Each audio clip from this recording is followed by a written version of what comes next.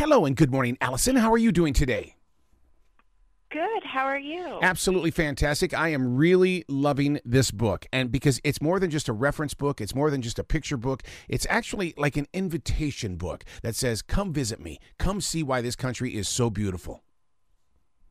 Oh, I love that. I call it your bucket list starter. You're going to want to hit every national park once you open this book, for sure. Well, I come from the state of Montana, so we were surrounded by national parks and the beauty of what nature is and things like that. And so, so many people are so trapped inside their small towns and even big cities. They think that's their national park.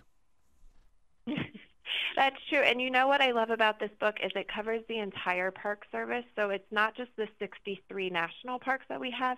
It's state parks and recreation areas and landmarks. And so even if you are in a small town or city, you can open this book to your state and find something guaranteed that you can get to within a quick drive and explore right in your own backyard. And I think that's such a wonderful way to encourage people to get out there and explore the great outdoors. Well, you break it up, too, in the way that there's an area for kids, grandparents, girls, a guy's weekend out. I mean, you guys did your homework on this. You know, we wanted to make sure there was every type of traveler covered in this book, and it's everyone from history buffs who want to see battlefields to adventure seekers who want to maybe go bungee jumping or zip lining on a canopy tour. So we really wanted to cover it all, and of course kids and families as well, and different ways to see the parks, whether that's out there hiking, driving, kayaking. There's so much to do and see.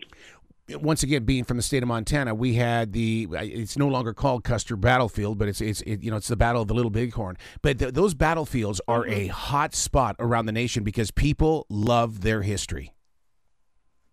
People love their history, and there are battlefields in almost every state that you can visit one way or another. You can take a battlefield road trip across the country, truly, if you want to. So books of this, I mean, these serve as a planning stage in the way that, I mean, here we are. I mean, I realize that we're really close to the month of November, but this to me is that first step of a spring outing or a summer outing of next year. Because if you don't plan ahead, you're not going to get that campground spot.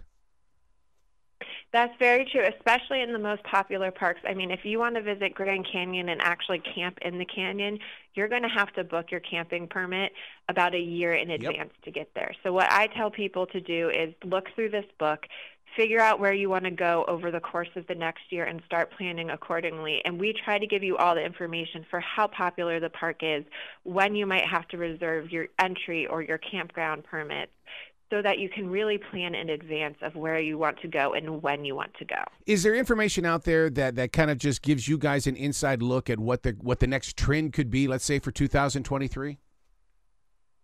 You know, we're always tracking what we're seeing people do out in the travel space, where we're seeing people get to. A lot of people want to go to the newest and greatest. So New River Gorge was just declared a national park in 2020, so people are heading there. But I'm also seeing White Sands National Park in New Mexico, again, a newer one, but not as new. It's picking up a lot of steam. I think people love that it feels like you're on another planet when you're there. It's white sand, it's dunes, it's backcountry camping. So I'm seeing a lot of traction at White Sands, and I think that's going to be a popular one for next year. I was going to ask you if they're still creating new national parks, and you just answered that question. So this is not just something that they did back in the 1800s. No, they're still creating national parks, and state parks and historic landmarks are constantly being declared. But, you know, New River Gorge in 2020, White Sands shortly before that. So we're always looking at, you know, what are the state parks or national recreation areas that could potentially become a national park. New River Gorge was a state park for years and was named a national park recently, but there's other sites that are being named constantly. In Atlanta, there's the Martin Luther King Jr. site now that was recently declared a National Historic Landmark. Wow. And so there's always sites being added, which is why this is the third edition to this book, because we're constantly updating our guide to keep up with the Park Service. Is Jimmy Carter the only president that has his own national park? No, Theodore Roosevelt Park, Really? and it's actually a really beautiful area. It's wide sweeping plains. You can drive it in a day. There's great hiking routes. You can see a lot of wild bison in the park too.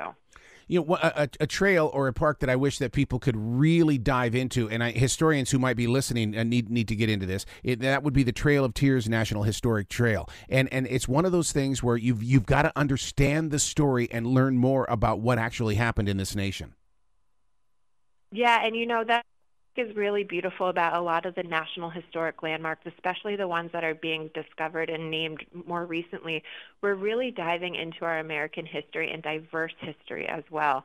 And I think it really helps us understand how we became a nation today and how different people were impacted through that process. And it's a really beautiful way of opening people's eyes to history while also being out there and exploring this beautiful country that we have. I'm glad you said that, because I mean, over the past couple of years, we've had this urge to cancel history, and it's like, no, you can't. And these national parks are actually preserving that history. They are, and I think you have to see where we came from to see how we got to today, and you can't cancel history. It exists. So let's go explore it and learn more by exploring it and understand more about our nation, our history, the people that live here. In this park system, it gives us really the opportunity to see and do things that give us a greater understanding about our country. When we think of volcanoes, I don't think of New Mexico, but yet there is a national park in New Mexico, and it salutes the volcano. Yes, there's the New Mexico. There's also Hawaii National Park, which, I was just talking the other day to someone about you can't control nature when you visit these national parks, and the volcanoes are a great example of that. In Hawaii, a few years ago, there was an eruption that actually closed the Hawaii National Park down for a long period of time. Wow. And so they actually had to reroute hiking trails to deal with the lava flows. It's back up and running, but those are the kind of things you can't control when you're visiting a park, and that's why you need to do your research before you get out there. Even Yellowstone this past spring had a lot of flooding, and so a lot of the park was closed down to visitors, and it's still recovering in its own way.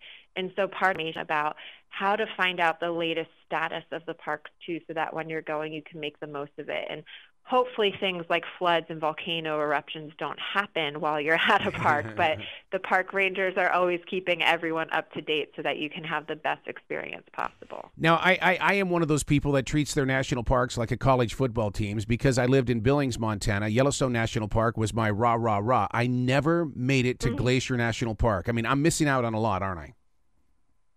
You have to get to Glacier. It is stunning, and it's big, and so you can't do it in one day for sure, but it's definitely worth a see.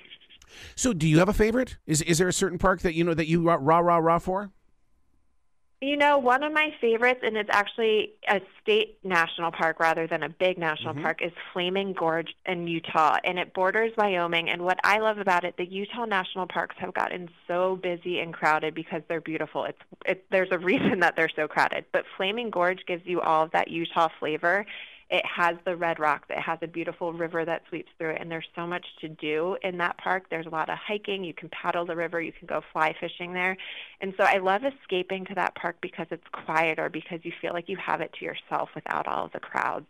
And so looking for those hidden gems, and, that's what I love about this book, is all those hidden gems are in there that they might not be the national park, but the state park right nearby is worthwhile. Absolutely. Allyson, you got to come back to this show anytime in the future. The door is always going to be open for you. Oh, thank you so much. You be brilliant today, okay? You too.